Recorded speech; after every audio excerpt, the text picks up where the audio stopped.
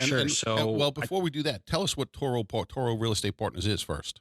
Sure. So really quick, we're a multifamily focused investment company, real estate.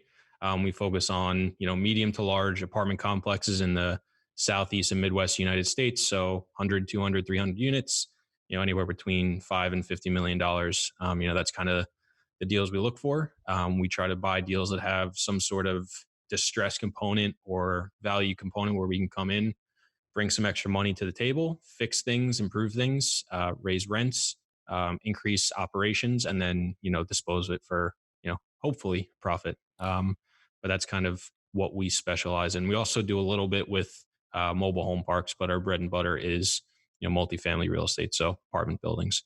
Terrific. But kind of my background where I tend to start it was I graduated college in 2014, went to Hofstra University right here on Long Island. Division One athlete, played soccer there for 4 years.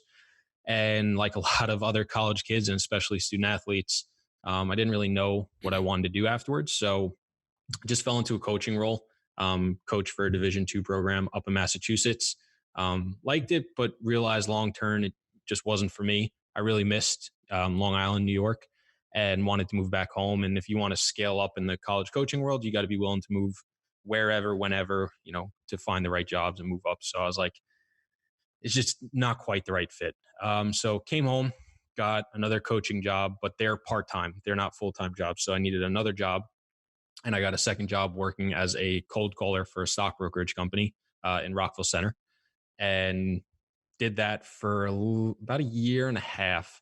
And that was kind of like my first introduction into like the business world, after school. Okay. And I learned a ton there. But very quickly realized also too, it wasn't for me. It's very much a, high octane industry. You're cold calling 4, 5, 600 times a day.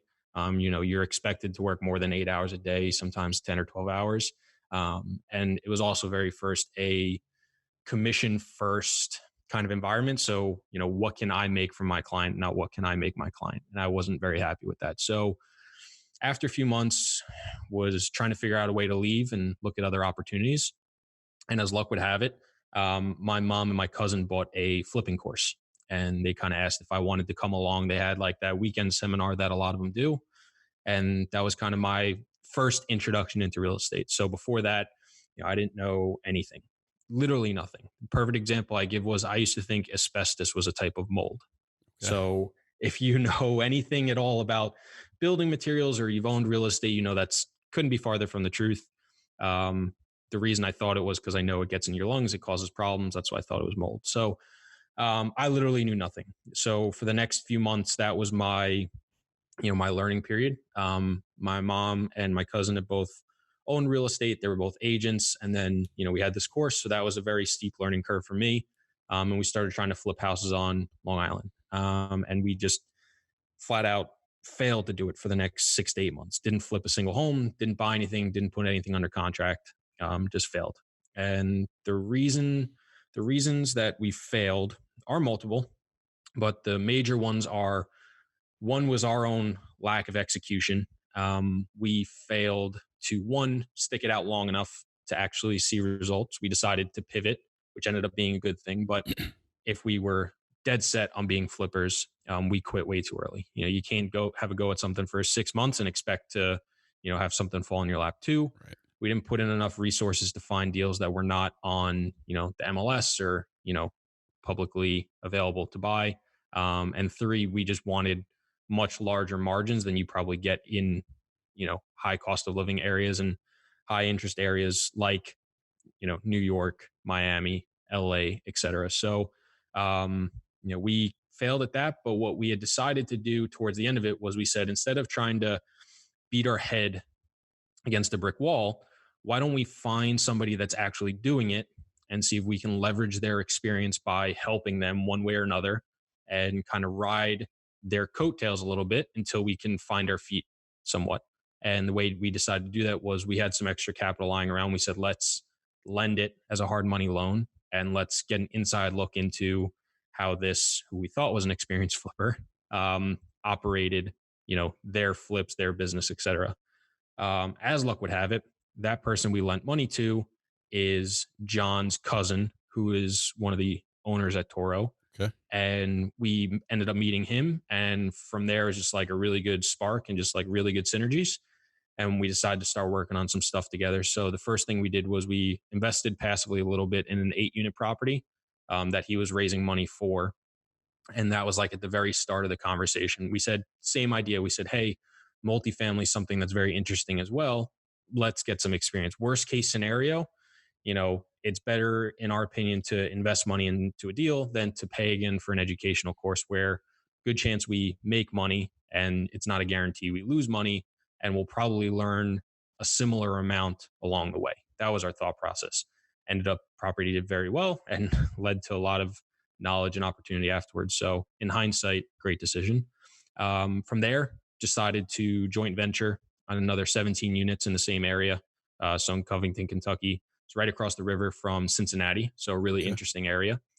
And then from there, we also joint ventured on an 82 unit property in Jacksonville, Florida. And that was kind of like the birth of us really getting to know John and really step into the industry and understanding multifamily.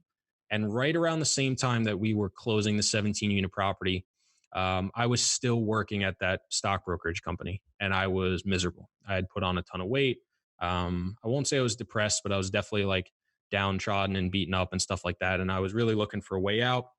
I was basically ready to quit without another job lined up, and just happened to be sitting down with John one day, grabbing a cup of coffee. I think I'm 24 at the time. I'm 28 now. Um, and just happened to talk in small world. He had worked for the same people, just at a different company about 5 or 6 years prior. So it was like I was able to like talk to him about a lot of things that were going on and things I were feeling. And it was just really good to like go back and forth with him from somebody who had escaped and had felt very similar and stuff like that.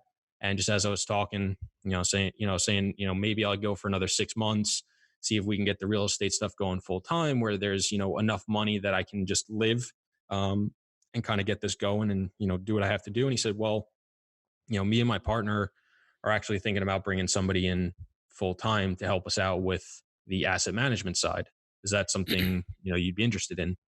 And I basically said yes in an instant because anything to get out of that job and have a paycheck coming in for something that I thought would work well. But ended up sitting down with John and his partner Don and meeting them and just having a conversation. And then I think a week later, I just quit my job, moved over there into a tiny, tiny office built for two people, crammed in. And, that was the start of that.